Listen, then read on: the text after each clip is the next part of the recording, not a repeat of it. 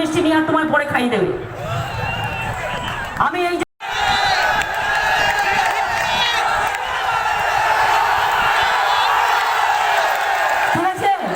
ঠিক আছে 500 টাকার মিষ্টি নিয়ে আর তোমায় পরে খাইয়ে দেবে। রাজ্যের মাননীয় মুখ্যমন্ত্রী মমতা বন্দ্যোপাধ্যায় নির্বাচনের মধ্যেখানে আরও একবার খেলা শুরু করলেন। যে ভিডিও দেখিয়ে শুরু করলাম সেটা হচ্ছে 2021-এর বিধানসভা নির্বাচনের সময় যখন ভাঙা পায়ে রাজ্যের মাননীয় মুখ্যমন্ত্রী একেবারেই মঞ্চের ওপর থেকে বল ছুড়ে দিতেন এবং যদি কেউ লুপতে পারত তাকে 500 টাকার মিষ্টি খাওয়ানোর কথা বলতেন, আর বাই চান্স যদি কেউ সেই বল লুপতে না পারত তাহলে মুখ্যমন্ত্রীর তিরস্কার কিন্তু তাকে পদে পদে শুনতে হতো। আর গত দিনেও আপনাদের শুনিয়েছি রাজ্যের মুখ্যমন্ত্রী জনসভা থেকে মা বোনেদের উদ্দেশ্যে আরও একবার খেলা হবে স্লোগান তুলেছিলেন। তার থেকেও বড় কথা হচ্ছে বলেছিলেন আপনাদের রান্না করতে যা যা লাগে সেগুলো সব রেডি করে রাখুন, নির্বাচনের সময় কাজে লাগবে। তো কি মা বোনেরা খেলা হবে? রান্না করেন যখন হাতা খুন্তি ঝান্না লাগে, হাঁড়ি কড়াই লাগে, ওগুলো রেডি করে রেখে দিন, একটু খেলতে হবে। তবে গত কয়েকদিন আগেই তৃণমূল কংগ্রেসের মুর্শিদাবাদ জেলার এক এমএলএ যে বক্তব্য বলেছেন তা নিয়ে রাজনীতিতে আরও একবার শোরগোল উঠেছে। কেয়া ঘোষ লিখেছেন, TMC MLA Humayun Kabir, if I can't throw BJP into the Bhagirathi river within 2 hours will leave politics, I will not let you guys stay in the Shaktipur area. আসুন আপনাদের প্রথমে ভিডিওটা দেখাই।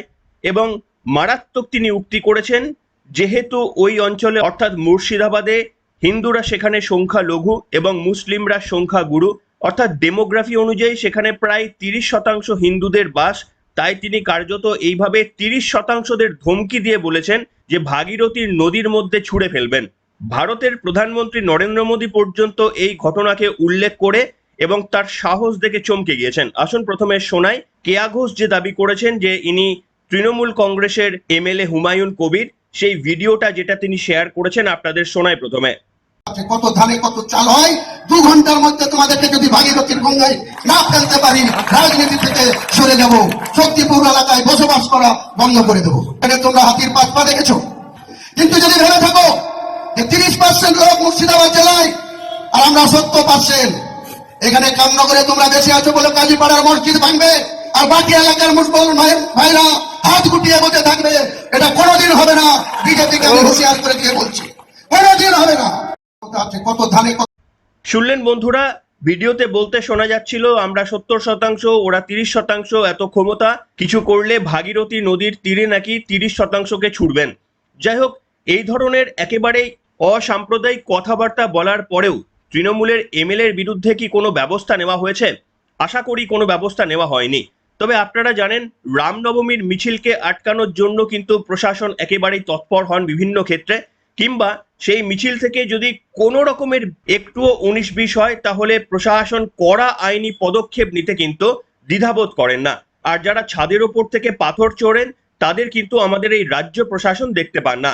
যাই হোক, এটা তো আমরা দেখেই এসেছি। এবং এখনো যে এই মারাত্মক বক্তব্য রাখলেন তৃণমূলের এক জনপ্রতিনিধি, এনার বিরুদ্ধে কি কোনো ব্যবস্থা নেওয়া হবে? একটু শুধু কল্পনা করে দেখুন, বিজেপির কোনো জনপ্রতিনিধি এই একই ভাষায় যদি কথা বলতেন তাহলে তার বিরুদ্ধে এতক্ষণে পুলিশ কতটা ব্যবস্থা নিতে পারত আপনারা সহজেই অনুমান করতে পারবেন। ভারতের প্রধানমন্ত্রী নরেন্দ্র মোদী রাজ্যে এসেছিলেন ভোট প্রচারে, তার নজরেও এড়িয়ে যায়নি এই ঘটনাটি। তিনিও একেবারেই পরিষ্কারভাবে বললেন যে আপনার এত সাহস, আপনি বলছেন হিন্দুদের ভাগীরথীর জলে ফেলবেন। কি বলেছিলেন ঠিক এক্স্যাক্টলি ভারতের প্রধানমন্ত্রী আপনাদের শোনাতে চাইব। मैंने कल टीवी पर देखा, यहां बंगाल में टीएमसी के एक एमएलए ने सरेआम धमकी दी। वो कह रहे थे कि हिंदुओं को 2 घंटे में भागीरथी में बहा देंगे। ये कौन सी भाषा है भाई?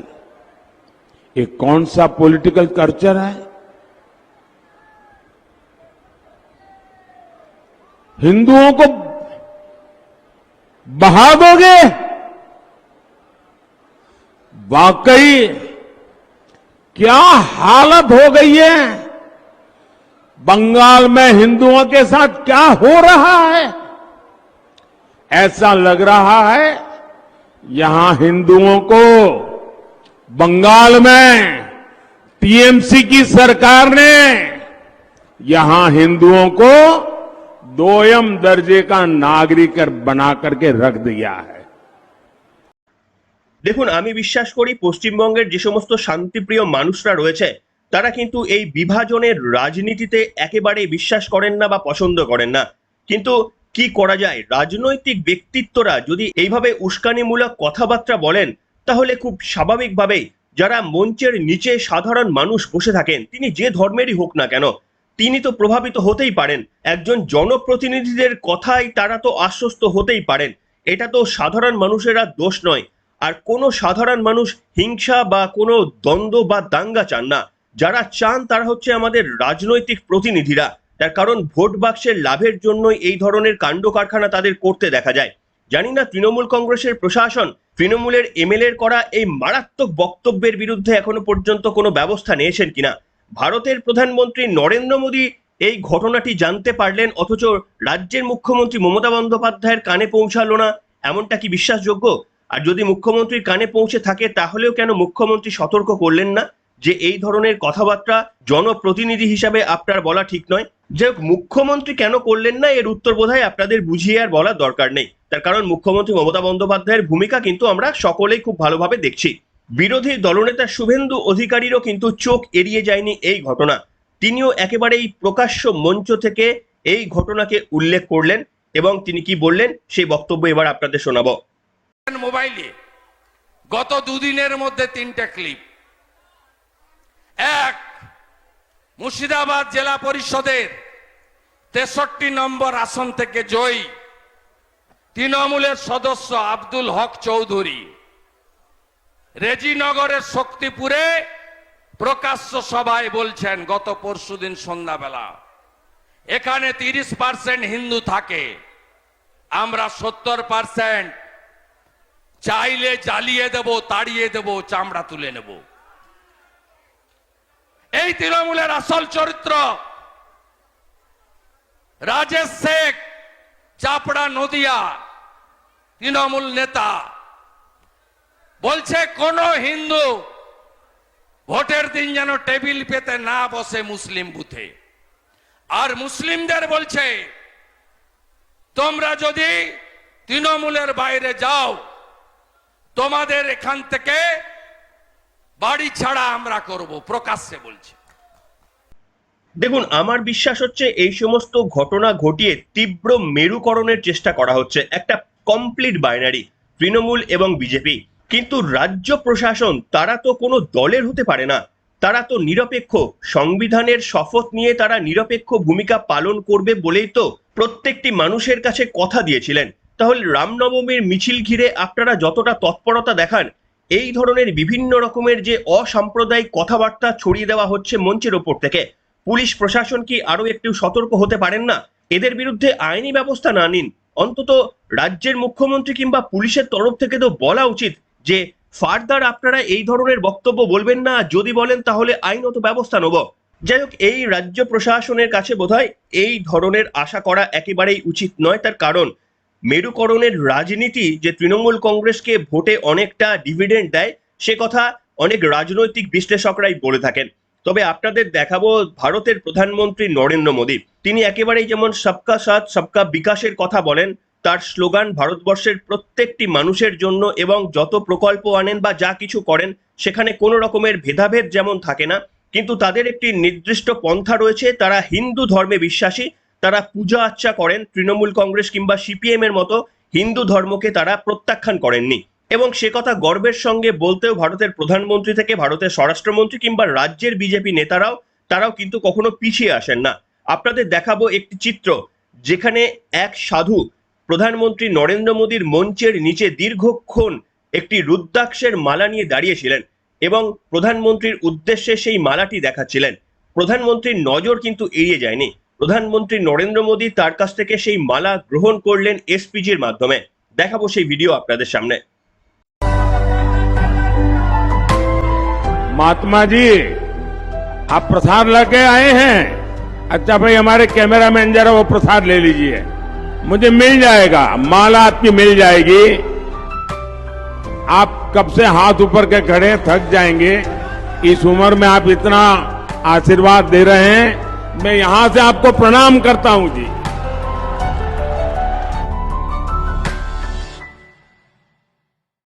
যাই হোক, আপনাদের মনে রয়েছে যোগী আদিত্যনাথ যখন পশ্চিমবঙ্গে এসেছিলেন তখন তিনি উল্লেখ করেছিলেন আজ থেকে 7 বছর আগে উত্তরপ্রদেশেরও ঠিক এই একই অবস্থা ছিল, সেখানেও অরাজকতা চরমে পৌঁছেছিল। কিন্তু যোগী আদিত্যনাথ আসার পর সেখান থেকে যেমন একটিও দাঙ্গা হয়নি, তেমনি একবারের জন্য কারফিউ জারি করতে হয়নি। আর তিনি দাবি করছেন পশ্চিমবঙ্গে যদি বিজেপি আসে তাহলে যে সমস্ত দাঙ্গাবাজ এখনো পশ্চিমবঙ্গে দাঙ্গাতে মদদ দিচ্ছেন তাদেরকে উল্টো করে ঝুলিয়ে শাস্তির নিদান। যেমন শোনা গিয়েছিল অমিত শাহের গলায়, ঠিক একই বক্তব্য শোনা গিয়েছে যোগী আদিত্যনাথের গলায়।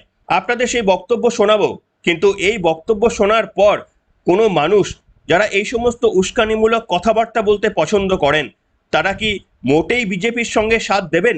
তার কারণ যোগী আদিত্যনাথ আসলে তো পরিষ্কারভাবে বলেছেন উল্টে ঝুলিয়ে তাদের শাস্তি দেবেন। কি বলেছিলেন তিনি, শোনাই আপনাদের।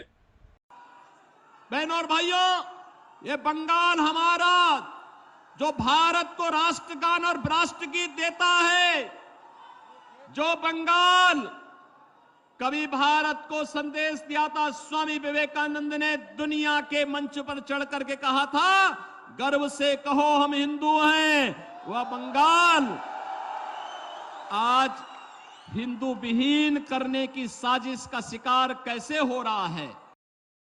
ऐसे ही उत्तर प्रदेश में मां दुर्गा की पूजा होती है बड़े बड़े अनुष्ठान के साथ, जैसे बंगाल में होती है वैसे मां दुर्गा का अनुष्ठान। बंगाल से ही गए हुए कलाकार वहां मूर्ति बनाते हैं, वहां पे अनुष्ठान होते हैं, बड़े बड़े आयोजन होते हैं, बड़े बड़े पंडाल लगते हैं, भव्य आयोजन होते हैं। लेकिन न तो रामनवमी के अवसर पर और न ही नवरात्रि के अवसर पर ही उत्तर प्रदेश में कोई दंगा नहीं होता। आखिर बंगाल में रामनवमी के अवसर पर और बैसाखी के अवसर पर दंगे क्यों हुए, मैं बंगाल की सरकार से पूछना चाहता हूं। मैं यही पूछना चाहता हूं। और इन दंगाइयों के खिलाफ यहां की सरकार ने कार्रवाई क्यों नहीं की? इन दंगाइयों के खिलाफ कार्रवाई क्यों नहीं की? बहनों और भाइयों, अगर ये दंगाई उत्तर प्रदेश में इस प्रकार से अत्याचार करते, अब तक मैं इनको लटका करके, उल्टा लटका करके ठीक कर देता। শুনলেন বন্ধুরা, কিন্তু আমি বিশ্বাস করি পশ্চিমবঙ্গের যে কোনো ধর্ম সম্প্রদায়ের একটি বড় অংশের সাধারণ মানুষ তারা একেবারেই শান্তিপ্রিয়। তারা যেমন নিজেদের ধর্মকে শান্তিপূর্ণভাবে পালন করেন এবং কোনো ধর্মকে আঘাত করেন না, এটা কিন্তু একটা বড় অংশের পশ্চিমবঙ্গের মানুষের মধ্যে। গুটি কয়েক যে সমস্ত মানুষরা রাজনৈতিক নেতৃত্বদের কথায় খুব লাফালাফি করছেন তাদের বোধহয় সচেতন হওয়ার দিন এসেছে। তার কারণ আপনার এই অভ্যাস একদিন কিন্তু আপনার চরম পরিণতির দিকে নিয়ে যেতে পারে। কারণ আজকে আপনি যে সুযোগ সুবিধা পাচ্ছেন, দুষ্কৃতকারী কাজ করার পরেও আপনি যে বেঁচে যাচ্ছেন, এটা কিন্তু সব সরকারের আমলে এমন সুবিধা আপনি পাবেন না। তাই নিজে থেকেই বোধহয় শুধরে যাওয়াটা ভালো। সংবিধান মেনে যে সমস্ত কাজ করা উচিত, নিশ্চিতভাবে একজন স্বাধীন নাগরিক হয়ে আপনাদের সেই জ্ঞান রয়েছে কোন বক্তব্য রাখা উচিত মঞ্চের ওপর থেকে, কি কাজ করলে সেটা শান্তি বিঘ্নিত হবে না, সেগুলো নিশ্চিতভাবে আপনারা ওয়াকিবহল রয়েছেন। তাই আশা করব আগামী দিনে আপনারা সেগুলো মেনেই কাজ করবেন। পশ্চিমবঙ্গের প্রত্যেকটি সাধারণ মানুষকে নিজেদের ধর্ম পালনের যেমন সুযোগ করে দেবেন, তেমনি কোনো ধর্মের ওপর আঘাত আনার মতো কোনো মন্তব্য করবেন না, এটাই শুধু আর্জি। আর যদি অভ্যাসটা খারাপ করে রাখেন তাহলে ওই যোগী আদিত্যনাথের কথাটা মাঝে মাঝে একটু স্মরণ করে নিতে পারেন। এখনকার মতো এখানে শেষ করলাম। যে কোনো বিষয়ে আপনাদের নিরপেক্ষ মন্তব্য লিখে জানাবেন।